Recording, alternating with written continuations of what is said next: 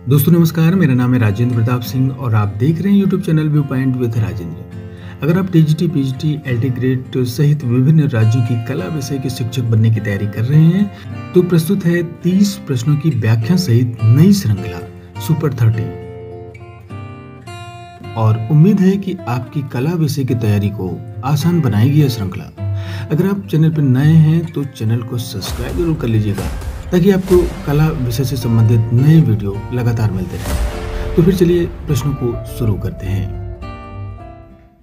पहला प्रश्न है, चित्रकला का सबसे मूल तत्व है। तो इसका सही उत्तर है ऑप्शन बी, बिंदु। बिंदु यानी पॉइंट चित्रकला का सबसे मौलिक तत्व है।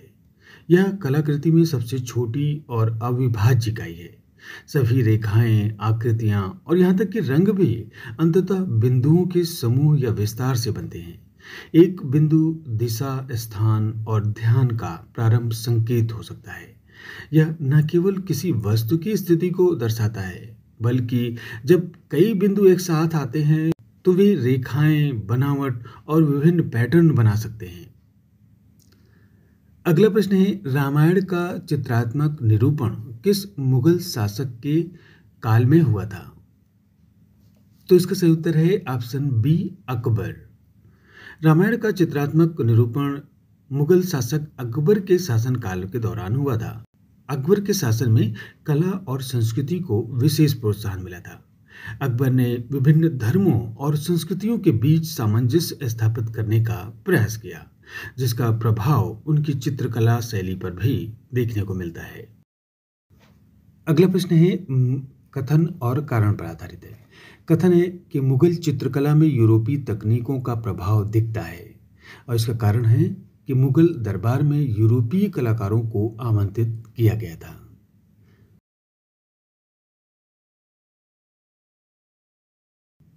तो इसका सही उत्तर है ऑप्शन ए, कथन और कारण दोनों सही हैं और कारण जो है कथन की सही व्याख्या कर रहा है। मुगल चित्रकला पर यूरोपीय तकनीकों, विशेषकर परिप्रेक्ष्य और छायांकन का स्पष्ट प्रभाव दिखता है। यह प्रभाव मुख्य रूप से मुगल दरबार में यूरोपीय तकनीकों के आगमन और यूरोपीय कलाकारों के आमंत्रण के कारण हुआ था। अकबर और जहांगीर जैसे शासकों ने यूरोपीय चित्रों और वहाँ की पेंटिंगों में गहरी रुचि दिखाई थी। कुछ यूरोपीय कलाकार या मिशनरी भी दरबार में उपस्थित हुए थे और जिन्होंने अपनी कलात्मक शैलियों का परिचय दिया था। अगला प्रश्न है, रेखा का चित्रकला में प्रमुख कार्य है। तो इसका सही उत्तर है ऑप्शन सी, आकार और रूप बनाना। चित्रकला में रेखा एक अत्यंत महत्वपूर्ण तत्व है, जिसका प्राथमिक कार्य वस्तुओं को आकार और रूप देना है। रेखाएं किसी वस्तु की बाहरी सीमा को परिभाषित करती हैं, जिससे दर्शक को उसकी पहचान और संरचना का बोध होता है। अगला प्रश्न है कि बनी ठनी चित्रकला शैली का केंद्र कहाँ था? तो इसका सही उत्तर है ऑप्शन ए, किशनगढ़। बनी ठनी राजस्थानी चित्रकला की एक प्रसिद्ध शैली है, जिसका विकास 18वीं शताब्दी में किशनगढ़ रियासत में हुआ था। यह शैली महाराजा सामंत सिंह के संरक्षण में फली फूली। बनी ठनी का अर्थ है कि सजी धजी महिला। इस शैली में कृष्ण और राधा के प्रेम प्रसंगों को चित्रित किया जाता है। अगला प्रश्न है, जल रंग माध्यम की प्रमुख विशेषता होती है। तो इसका सही उत्तर है ऑप्शन बी, पारदर्शिता। जल रंग चित्रण माध्यम की सबसे विशिष्ट और परिभाषित विशेषता उसकी पारदर्शिता है। जल रंगों को पानी में घोल कर लगाया जाता है, जिससे वे हल्के और पारदर्शी परतों में सूखते हैं। यह पारदर्शिता नीचे की परतों और कागज की सफेद सतह को चमकने देती है, जिससे एक विशेष चमक पैदा होती है। अगला प्रश्न है कि एक्रेलिक रंग किस आधार पर तैयार होते हैं? तो ये है option C, synthetic plastic base होते हैं। एक्रेलिक रंग एक आधुनिक चित्रकला का माध्यम है जो सिंथेटिक प्लास्टिक बेस पर आधारित होता है। ये रंग पानी में घुलनशील होते हैं जब गीले होते हैं, लेकिन जो सूखने के बाद जल प्रतिरोधी और स्थायी हो जाते हैं। प्लास्टिक बेस ही एक्रेलिक रंगों को उनका स्थायित्व और लचीलापन प्रदान करता है। अगला प्रश्न है कि निम्नलिखित में से किस मंदिर समूह को यूनेस्को विश्व धरोहर घोषित किया गया? तो इसका सही उत्तर है ऑप्शन सी, खजुराहो मंदिर समूह। खजुराहो मंदिर समूह मध्य प्रदेश में स्थित हिंदू और जैन मंदिरों का एक अद्भुत परिसर है या समूह है, जिसे वर्ष 1986 में यूनेस्को ने विश्व धरोहर स्थल घोषित किया था। ये मंदिर अपनी उत्कृष्ट नागर शैली की वास्तुकला और विशेष रूप से अपनी कामुक प्रतिमाओं के लिए या मूर्तियों के लिए प्रसिद्ध हैं। चंदेल राजवंश के शासन काल के दौरान ये निर्मित किए गए थे और ये भारतीय कला और स्थापत्य के शिखर को दर्शाता। अगला प्रश्न है कि किसी चित्र में टोन का प्रयोग दर्शाता है? तो इसका सही उत्तर है ऑप्शन सी, प्रकाश व अंधकार का अनुपात। चित्रकला में टोन से तात्पर्य किसी रंग के हल्केपन या गहरेपन या अधिक व्यापक रूप से किसी कलाकृति में प्रकाश और अंधकार के मूल्यों के वितरण से है। किसी चित्र में गहराई, रूप और त्रिआयामिता का भ्रम पैदा करने में मदद करता है। कलाकार विभिन्न टोनों का उपयोग करके प्रकाश के स्रोत को इंगित करते हैं, छाया बनाते हैं और विभिन्न वस्तुओं को एक दूसरे से अलग करते हैं। अगला प्रश्न है, पहाड़ी चित्रकला की कांगड़ा शैली किस प्रमुख विषय पर केंद्रित थी? तो इसका सही उत्तर है ऑप्शन सी, राधा कृष्ण प्रेम पर। पहाड़ी चित्रकला की कांगड़ा शैली जो 18वीं शताब्दी के उत्तरार्ध में विकसित हुई, राधा कृष्ण प्रेम अपने कोमल सौंदर्य शास्त्र और भावनात्मक गहराई के लिए प्रसिद्ध है। इस शैली का प्रमुख विषय राधा और कृष्ण के दिव्य प्रेम प्रसंग थे, जो गीत गोविंद और भगवत पुराण जैसे ग्रंथों पर आधारित। अगला प्रश्न है कि चारकोल ड्राइंग में मुख्यतः किसका उपयोग होता है? तो यह है ऑप्शन सी, कोयले की छड़ी का। चारकोल ड्राइंग एक प्राचीन कला माध्यम है जिसमें मुख्य रूप से कोयले की छड़ का उपयोग किया जाता है। ये छड़ें विभिन्न कठोरताओं और रूपों में आती हैं, जैसे कि विलो चारकोल, कंप्रेस्ड चारकोल और चारकोल पेंसिल। चारकोल अपनी गहरी काली छाया, बहुमुखी प्रतिभा और आसानी से मिटाए जाने की क्षमता के कारण कलाकारों के बीच काफी लोकप्रिय है। अगला प्रश्न है, मिश्रित माध्यम का आशय है?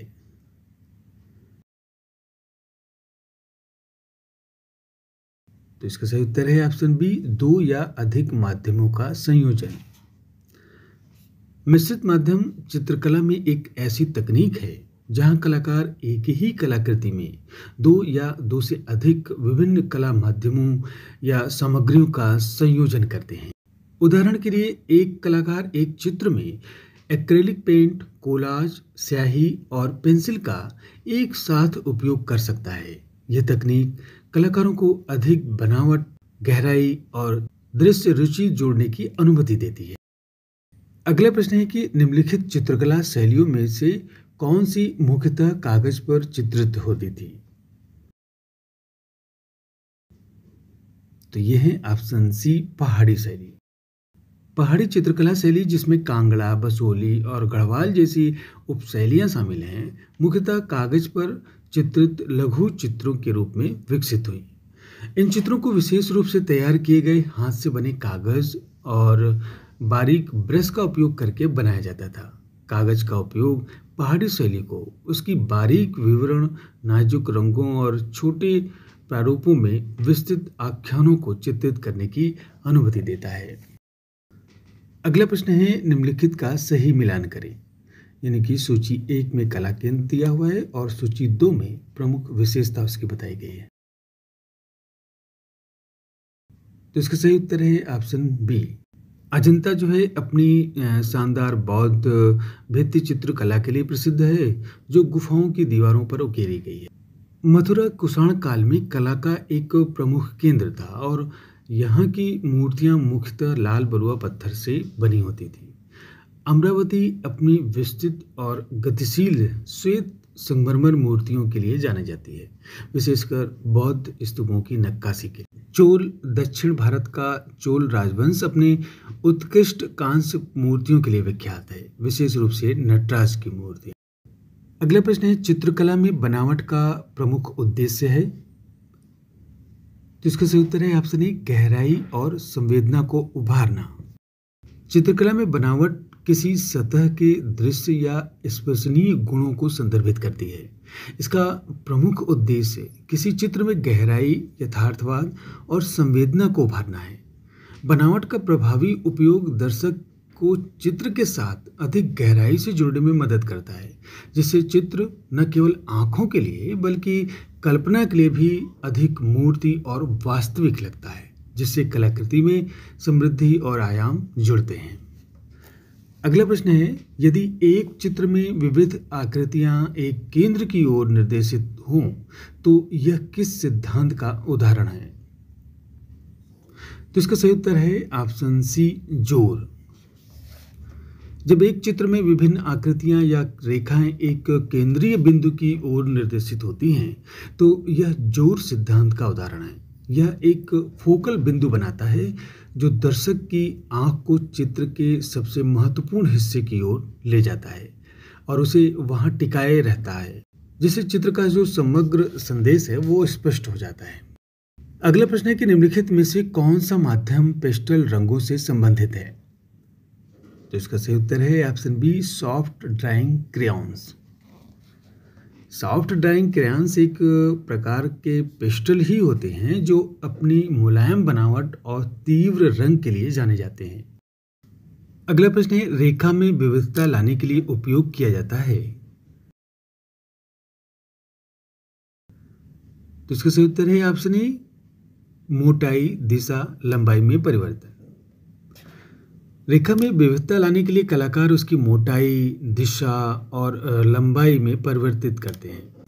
ये बदलाव रेखाओं को केवल रूपरेखा बनाने के बजाय भावनात्मक, संवेदी और संरचनात्मक कार्य करने में सक्षम बनाते हैं, जिससे चित्र में गहराई, गति और बनावट का आभास होता है। अगला प्रश्न है, सममित रचना में क्या विशेषता होती है। तो इसका सही उत्तर है ऑप्शन सी। सममित रचना चित्रकला के संतुलन सिद्धांतों में से एक है, जिसमें कलाकृति के दोनों ओर एक केंद्रीय अक्ष के सापेक्ष तत्वों को एक समान या दर्पण छवि व्यवस्था होती है। इसका अर्थ यह है कि यदि आप चित्र को बीच से मोड़ेंगे तो दोनों तरफ आधे आधे हिस्से में चित्र जो है वो लगभग समान दिखाई देंगे। इस प्रकार की रचना संतुलन और स्थिरता की भावना प्रदान करती है। अगला प्रश्न है, संतुलन सिद्धांत में प्रमुख प्रकार होते हैं। तो इसका सही उत्तर है ऑप्शन सी, सममित, असममित, रेडियल। संतुलन के 3 प्रमुख प्रकार हैं। सममित, एक केंद्रीय अक्ष के दोनों ओर समान तत्वों की दर्पण छवि। असममित, विभिन्न तत्वों के दृश्य भार को बराबर करके संतुलन प्राप्त किया जाता है, जहां दोनों पक्ष समान नहीं होते लेकिन संतुलित महसूस होते हैं। रेडियल, जहां तत्व एक केंद्रीय बिंदु से बाहर की ओर निकलते हैं या उसकी ओर निर्देशित होते हैं, जिससे एक गोलाकार संतुलन बनता है। अगला प्रश्न है, लेयरिंग तकनीक का प्रयोग अधिक होता है। तो इसका सही उत्तर है ऑप्शन बी, तैल चित्रण व एक्रेलिक में। लेयरिंग तकनीक में रंगों की पतली या मोटी परतों को एक के ऊपर एक लगाना सम्मिलित है। यह तकनीक विशेष रूप से तैल चित्रण और एक्रेलिक माध्यमों में व्यापक रूप से उपयोग की जाती है। तेल रंगों में धीमी गति से सूखने के कारण कलाकार विभिन्न परतों को धीरे धीरे बना सकते हैं, जिससे गहराई, रंग के सूक्ष्म बदलाव और बनावट का सही निर्माण होता है। अगला प्रश्न है, संयोजन में ताल का निर्माण होता है। तो इसका सही उत्तर है ऑप्शन ए, आकृतियों की पुनरावृत्ति से। चित्रकला में संयोजन सिद्धांत ताल या गति प्रवाह की भावना को संदर्भित करता है, जो कलाकृति में तत्वों की पुनरावृत्ति या पैटर्न के माध्यम से प्राप्त होता है। जब आकृतियों, रंगों, रेखाओं या बनावट को एक क्रमबद्ध या अनुमानित तरीके से दोहराया जाता है, तो यह दर्शक की आंख को कलाकृति के माध्यम से आसानी से स्थानांतरित करने के लिए मार्गदर्शन करता है, जिससे दृश्य तल की भावना पैदा होती है। अगला प्रश्न है कि यदि कोई चित्र संतुलित है परंतु उसमें विविधता नहीं है, तो प्रभाव होगा।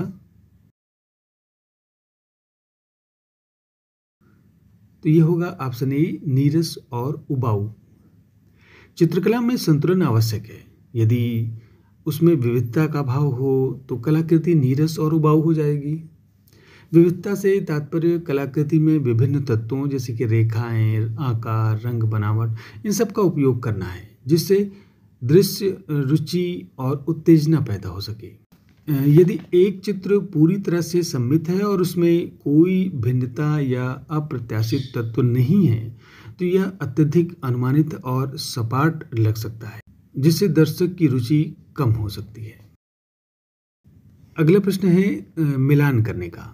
तो सूची 1 में तत्व हैं और उसमें सूची 2 में विशेषता बताई गई है। तो इसका सही मिलान क्या है?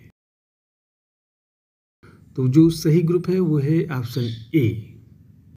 रेखा चित्र में गति की भावना पैदा करती है और दर्शक की आंख को एक दिशा में मार्गदर्शन करती है।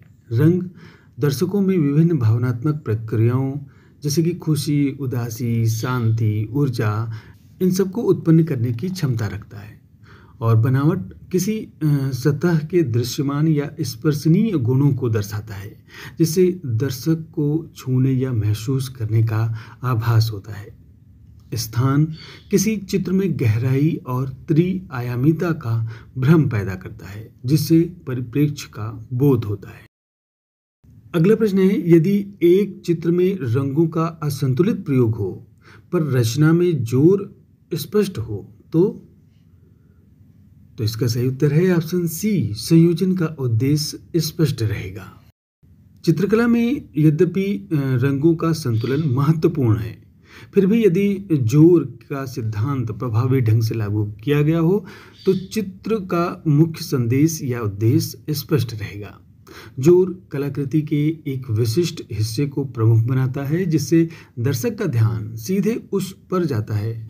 यदि रंगों का प्रयोग असंतुलित भी है लेकिन मुख्य विषय या संदेश को प्रभावी ढंग से उभारा गया है, तो दर्शक फिर भी समझ जाएगा कि कलाकार क्या संवाद करना चाहता है या क्या बताना चाहता है। अगला प्रश्न है कि निम्न में से कौन सी तकनीक चित्रकला में सतह को खुरचकर बनावट उत्पन्न करती है? तो इसका सही उत्तर है ऑप्शन बी, स्क्रैफिटो। स्क्रैफिटो एक चित्रकला की तकनीक है जिसमें सतह पर रंग की एक परत लगाने के बाद उसके सूखने से पहले या बाद में ऊपर की परत को खुरचकर नीचे की परत या आधार सामग्री को उजागर किया जाता है। यह तकनीक बनावट, पैटर्न और कंट्रास्ट बनाने के लिए उपयोग की जाती है। इसका उपयोग दीवार चित्रकला, पॉटरी और कभी-कभी तेल या एक्रेलिक चित्रों से भी किया जाता है। अगला प्रश्न है कि नटराज की कांस्य मूर्तियां किस शैली का प्रतिनिधित्व करती हैं? तो यह है ऑप्शन सी, चोल काल की। नटराज की उत्कृष्ट कांस्य मूर्तियां विशेष रूप से चोल राजवंश की कलात्मक ऊंचाइयों का प्रतिनिधित्व करती हैं। नटराज भगवान शिव के लौकिक नर्तक के रूप में भारतीय कला के सबसे प्रतिष्ठित रूपों में से एक माना जाता है। ये मूर्तियां अपनी गतिशील आनुपातिकता और आध्यात्मिक अभिव्यक्ति के लिए विख्यात हैं, जो शिव की सृजन, संरक्षण और विनाश के नृत्य को दर्शाती है। चोल कांस्य मूर्तियों को लास्ट वैक्स विधि के उपयोग के द्वारा बनाया गया है। अगला प्रश्न है यदि किसी रचना में केवल गर्म रंगों जैसे कि लाल, पीला, नारंगी का प्रयोग किया जाए तो उसका प्रभाव होगा। तो इसका सही उत्तर है ऑप्शन बी, जोशीला और ऊर्जावान। रंग मनोविज्ञान के अनुसार गर्म रंग जैसे कि लाल, पीला, नारंगी उत्तेजना, ऊर्जा, गर्मी और गति से जुड़े होते हैं। जब किसी चित्र में इन रंगों का प्रमुखता से उपयोग किया जाता है तो यह दर्शक में एक जोशीला, ऊर्जावान और गतिशील भावना पैदा करता है। इसके विपरीत ठंडे रंग जैसे कि नीला, हरा, बैगनी ये शांत और आरामदायक प्रभाव डालते हैं। अगला प्रश्न है कि अनुपात और स्केल में अंतर का सही कथन है। तो इसका सही उत्तर है ऑप्शन ए। अनुपात आकारों के संबंधों को दर्शाता है, स्केल वस्तु के कुल आकार को। अनुपात और स्केल दोनों चित्रकला में महत्वपूर्ण अवधारणाएं हैं, लेकिन उनके अर्थ भिन्न हैं। अनुपात यह किसी कलाकृति में विभिन्न भागों या तत्वों के बीच के आकार, मात्रा और डिग्री के संबंध को दर्शाता है। यह इस बात पर ध्यान केंद्रित करता है कि एक हिस्सा दूसरे के सापेक्ष कितना बड़ा या छोटा है। वहीं स्केल यह कलाकृति के कुल आकार को संदर्भित करता है, विशेष रूप से किसी संदर्भित वस्तु जैसे कि मानव आकृति। अगला और अंतिम प्रश्न है आज के अंक का, कथन और कारण पर आधारित है। तो कथन है कि जोर संयोजन का आवश्यक तत्व है और इसका कारण है यह दर्शक की दृष्टि को रचना के मुख्य भाग की ओर केंद्रित करता है। तो इसका सही उत्तर है ऑप्शन ए, यानी कि कथन और कारण दोनों सही है और कारण कथन की सही व्याख्या करता है। चित्रकला के संयोजन सिद्धांतों में से एक है और यह वास्तव में एक आवश्यक तत्व है। इसका प्राथमिक कार्य कलाकृति के भीतर एक या अधिक तत्वों को प्रमुख बनाना है ताकि वे दर्शक का ध्यान सबसे पहले आकृष्ट करें। और कारण जो इसका दिया गया है कि इस बात की सटीक व्याख्या करता है ये कि जोर क्यों महत्वपूर्ण है, दर्शक की दृष्टि को चित्र में सबसे महत्वपूर्ण या दिलचस्प हिस्से की ओर निर्देशित करना। तो ये थे कुल 30 प्रश्न। उम्मीद है आपने सारे प्रश्नों को ध्यान से सुना होगा और हल किया होगा। तो फिर मिलते हैं अगले अंक में 30 नए प्रश्नों के साथ। नमस्कार।